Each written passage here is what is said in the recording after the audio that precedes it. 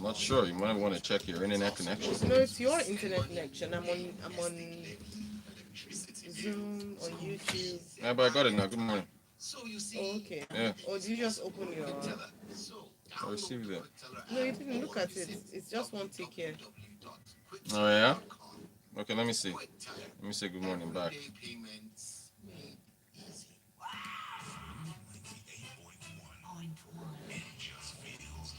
Yeah, I went through now. Let me see. So send me a message back. I did. Wow.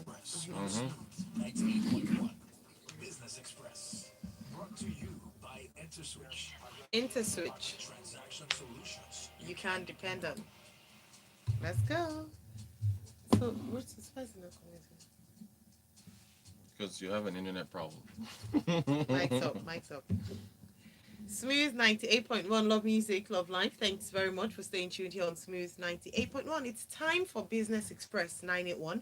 I am Ayo Myra Essay, and with me in the studio is Rotus. Good morning, Rotus. How are you today? I'm fine, thank you. Good morning to you. Good morning to all our listeners, viewers. Great to be here on another Money Monday. Yes, fantastic. All right, so you can be a part of the conversation by sending a message to WhatsApp. WhatsApp is 0809 444 or watch us live on YouTube, youtube.com/smooth981 FM Lagos. Search for us on there. Right, so Rotus, we're going to be looking and explore. I don't think we had the opportunity to talk about this, did On we? Friday, no, because it was Tech Yes, it Friday. happened, On yeah. Friday, yeah, it happened in the Later afternoon. on, yeah. Yes, late in the Aboki afternoon. FX versus the CBN, CBN holding them responsible, or at least to a certain extent or degree, Yeah, for the fall of the naira. indeed. And I see you're wearing a very lovely T-shirt. Yeah, yeah, Is yeah. this pro or just standing? This is just fashion. That's all this shirt is. I wore this to a Nairametrics event like a year ago. So yeah, because Okay. we were So talking economic you've been a policy. big fan. Well, the thing is, we modeled it after the Obama shirt, and I'm going to do one for Buhari as well. I'm going to do one for a number of other people in office. That was very interesting. Yeah, if you're on YouTube, you can see the shirt. Huh? Okay, but yeah, so look, there's a lot, and I hope you guys will explore this on Freshly Pressed as well. There's a lot to look into, a lot of videos and explanations over the weekend. Speaking of Nairametrics, Ugo Dre had an excellent breakdown on his Instagram page. I posted it on my Instagram, so you folks should definitely go and watch his breakdown of what's been going on. So yeah, late in the afternoon, in fact, the news was supposed to be that the Monetary Policy Committee held all rates constant on Friday. They shifted. In fact, I think Gordon Meffler is in the United States now because of this a UN gathering. Yes, So General Assembly, a where the General president Assembly, is speaking. right? So he's off. I don't think that's why the MPC meeting was going to be this week, but they shifted it to Thursday, Friday last week so that they could make room for the UN General Assembly meeting. So essentially that was supposed to be the news that I'm pretty much everyone analysts generally said that the rates would be held constant. So the monetary policy benchmark interest rate is at 11.5, cash reserve rate, reserve rate at 27.5, liquidity ratio at 30, and inflation has been decelerating. It's at 17.01 now, it's still high. GDP came in at 5%, second quarter GDP. So the accommodative stance of the Monetary Policy Committee is still where it is, where they're trying to see what they've done so far, seep into the economy. So they weren't expected to move anything, do any, but we knew that because on Thursday there were screenshots of account numbers being requested to be investigated, not only of Aboki FX, but also of schools, private schools who apparently have been receiving school fees in dollars. Yes. And at the last MPC meeting in July, Gordon Emefiele said he was going to investigate those things. So, but yeah, I mean, he came out and said he's coming after the Aboki FX owner, their currency traders, or Nick Binde or something. Yeah, they're profiting and so on and so forth. Yeah. So the point he's trying to make is this: if you put on your website that the naira, the dollar is 500 naira, everybody, you and I and everybody listening goes and buys. Us on Monday. Today is Monday. On Tuesday, we say it's 600 naira. On Wednesday, we say it's 700 naira. If I'm a speculator and I'm the one controlling everything with my website, I know everybody is reading it. I can take 500,000 naira and go and buy $1,000 on Monday. And then I put on my website, I'm saying it's 500 to the dollar on Monday. On Wednesday, I say it's 700 to the dollar. And all of you go and buy. That same $1,000 I have that I bought for 500,000, I can go and sell it for 700,000 on Wednesday Yeah. and make a clean 200,000 naira Yeah. profit. So that's the argument. Plus, he also said that based on what they've been looking at in the at the CBM, there's money FX flowing in and out of this gentleman's account, suggesting that he's a currency speculator. And remember, I think I'm not sure if we mentioned this on Thursday last week. There are rules. There's actually Yeah. rules against publishing rates outside of the central bank. It's some rule of the 2004 rule or 2014 rule. So that's the argument he put forward. Now Aboki FX responded via Twitter on late Friday evening. They put out a statement saying, "Hey, listen, we are not currency traders. What we do is no different from what the Bureau of Statistics does, or even you, the CBN. We just do surveys. So when the Bureau of Statistics wants to get surveys for inflation, they send out their agents across the country.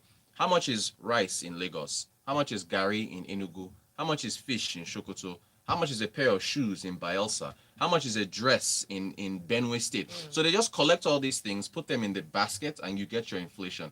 The CBN, when the CBN is doing the PMI, the Purchasing Managers Index, the CBN will go to manufacturers, they'll send out their agents. How is unemployment doing? How are your supplies? How is this? How is that? They collate everything and do the PMI. So Aboki FX sends out agents, and Nairametrics does the same thing. There are about four other websites that do the same thing. They send agents out, and the agents say, Ayo, how much are you selling the dollar? Valentine, how much are you selling the dollar? Cheta, how much are you selling the dollar? Ugo Joe, how much are you selling? And then they collate everything and put it on the site. And what analysts have actually been saying now, because we actually went, the CBN on their website, they track BDC prices, because you know the CBN regulates BDCs, Yeah. and BDCs sell into the parallel market. And I looked at it, there's not much, although they stopped doing it in April of this year. But if you go back from Aboki FX, they've been tracking, they track and they sell data. That's how they make their money, according to them. They sell ads and stuff like that. There's not been much of a divergence between I'll share the chart with you later on, between the CBN rates and Aboki FX rates. So they have to answer to the allegations as far as the money moving in and out of his accounts. They have to answer to that, and they have to prove themselves innocent. But as far as them manipulating and controlling the rates, I'm not really seeing that based on what the CBN is tracking for BDC rates and what Aboki FS has put. There's not that much of a divergence between the two of them. So that's the issue. So, in terms of influence and perception, how does this? Because I would imagine that that's where they would accuse them, or part of the reasons why they would accuse them of being responsible for the fall of the naira. How much influence do you think the Central Bank of Nigeria is threatened by the influence that Aboki FX has had in recent times on rates? Yeah, so the thing is, they shouldn't be threatened by them because, the thing is, like I said, Aboki FX isn't doing anything different from other sites. The issue is that, I guess, you just mentioned perception. Everybody just started going to them, and they made them the most popular site to do so. So, again, the rules, I have to repeat this, the rule does says it is the central bank that is authorized to publish these rates. So if you're outside of that, you're outside of the law.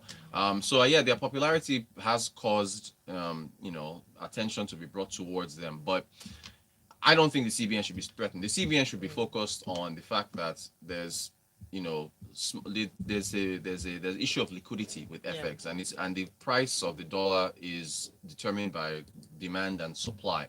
They've stopped selling to the BDCs. Like, so as far as the currency is concerned, the naira has fallen about 13 or 14% since July.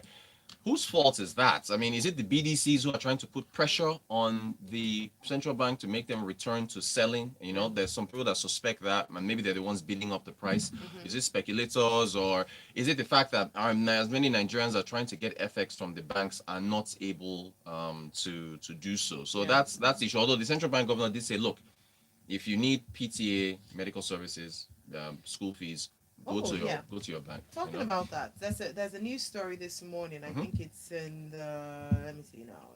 I'm trying to see what paper it is in. Yeah. Well, but yeah, it's in the Punch newspaper about customers scamming banks with fake visas, tickets for foreign. Yeah, and the CBN governor addressed that on Friday. He says if you go to your bank and you take a fake visa or a fake ticket, and so what people do, they collude with travel agencies. They go and get a fake plane ticket, they get PTA or BTA from the bank, and then they don't travel. They cancel the ticket. They said that they will use the EFCC. You have 2 weeks to return the money if you cancel your ticket. If you don't, they will engage the EFCC and come after people. They'll publish their BVN. They'll block your account because it's a crime. Yeah, That's it's what he fraud, said. isn't It's it? fraud. Yeah. Then the second part is on the flip side. Did you see the social media post about a bank that apparently Yeah. sold fake currency to or gave fake euros to a customer? I did not see that. How you can? We don't manufacture euros here, and we don't, so it's very difficult to. I'm trying to imagine how a bank would be able to get They unless mentioned somebody the bank and unless the everything. bank Yeah. collected fake euros Yeah. from someone else and then now paid it out. That's So, tough. so that's what they're saying, that the bank didn't do their due diligence. Right. So in terms of how can you, as an institution like that, Yeah. sell fake Fake euros to another person. Yeah, because that person, when they travel and they get overseas They're and not they going to present those tell. fake euros, they're going to be in soup. So it's yeah. I mean, you have to do your due diligence. But look, right now, I mean, what's the parallel market? I mean, the exchange rate, official exchange rate is 410, 411, 412. But Yeah. the issues that we're facing now is that, if you are not looking for what is the definition of legitimate demand. I went to a birthday party over the weekend, and it was for a 10-year-old, and his kid likes this cartoon character, this anime character called I think it's Naruto or Yeah, Naturo. Naruto. Yeah, and he's a Japanese character. I was trying to find Naruto toys, and I couldn't find them here in Lagos. Now, what if I wanted to import them? Yeah. Is that legitimate demand? Can I show the birthday That's invite? that's for personal use. Yeah, but so would that fall under PTA, personal travel allowance? But so the thing is, if I need FX Yeah. for something like that, Yeah. then where do I get it? My bank. If I go to my bank and say, here's the birthday invite, and this is the price of a Naruto toy. Buy Nigerian. Well, that's the thing. Look Is for the there? local maker. But you Or see, you buy- that's the issue. Which Nigerian cartoon do we have? So oh, by the way, speaking of Nigerian cartoons, Yeah. there's this creative industry fund that the Yeah. central bank is putting money behind, where the central bank wants to help artisans, entertainment folks, designers, fashion, to create the next Naruto, so that you don't have to be, going overseas or importing these things from there. So, Yeah. so that look, the issue at the end of the day, Ayo, yeah. I think there's too much pressure on the central bank. Think of your relationship with your bank. Yeah. Is my bank responsible for me making more money or increasing my salary or being more productive? No, I make whatever money I make and put it in my account, and then the bank manages it. So there's too much pressure. The central bank is in agriculture. The central bank is in healthcare. The central bank is in it's The creative fashion and industry. creative and industry. Yeah. The fiscal side. Has anybody mentioned the Ministry of Industry of Trade and Investment? Has anyone mentioned the Ministry of Agriculture? Has anyone mentioned? I mean, come on. The Ministry of Agriculture is. They have a new minister now. They fired the old one. They're also the power as well. So there's all these other guys, all these other ministries and agencies. They need to pick up the slack, and and Nigeria has to export more quality finished goods. It's not just about raw materials like oil and soybeans and sesame seeds. You got to export. Look at the iPhone 13 events, right? Think about how many people are going to want to buy iPhones. I just mentioned Naruto, Nintendo, all these other products and services, finished quality goods. But I see also the fashion industry, because I think it's an untapped talent in terms of how, due to social media, if you would not ban them, how we sell clothes, we sell our fashion, we sell our fabrics, we sell finished products abroad. It's becoming more popular because the number of people, and that's one way. If we can pay attention, invest in terms of that, it would really, really help. So the creative industry, I think, is also the future. Here's the thing. I put on my Instagram, there's this company, random company. I think I can't promote them. I'll talk about them on Business Hub. Business Hub in the afternoons is for SMEs. A Tuesday afternoon for our listeners, Tuesday at 5:15. Randomly saw them on Instagram. They were advertising shirts. I said, let me just try them out. And this was last week, Monday. They told me that the shirts were ready this Wednesday. They called me on Saturday and said they were ready early. Sent them, tried them on. They worked. I was like, okay, you've proven yourself. I ordered like 4 shirts. I came back. I was like, let me get like 10. Not available. Material was finished. Our artisans need to be able to have the manufacturing capacity to scale production when there's increased demand, right? They were like, sir, I'm sorry, we only make a limited number. So you're right, there's potential there, but power availability of materials, ease of It doing affects business. so many. I have a friend as well talking about this ability to scale up. Mm. She's in the manufacturing industry. She does coconut oil, Uh-huh. and she's not been able to access funding. She's not been able to access loans, Yeah. and she has. I mean, she's exporting. She's already selling to different parts of the world. Right. To, countries. She has agents in different parts of the world, but she's not able to scale up. Yeah. Because of these limitations. So that's what this central bank creative fund is supposed to do. The thing is that it's so where would she come under? She's not under creative fund. oh, she's in fashion, Abby. No, manufacturing. Oh, manufacturing. Yeah. Okay. Well, look, there was a targeted credit facility the central bank has. They said they disbursed about 400 billion naira to SMEs, artisans, households. But they said they released about they got about 6 to 8 million applications. I mean, it's so again. The central bank, they can only disburse so much. The fiscal side, federal government has to come up with an enabling environment that can allow for more people to scale. Absolutely. So that the central bank gets help. So that's we're what out of time. Thank you so very much. Unfortunately, we are not able to access your messages. I was trying technical to say, issues. Technical issues. Ah, what a shame. So no these problem. are some of the things we talked about: scaling up, the challenges that we face as a business. All right, thank you very much, Rotus. Let's do this again, same time tomorrow from 6:30 to 6:45. Will I see you? Depends. You see, my own technical issues are why I came here. So if my technical issues are fixed, I might be on Zoom. Exactly. All right, have a good day. We'll be back for Freshly Pressed 91 at 7:30.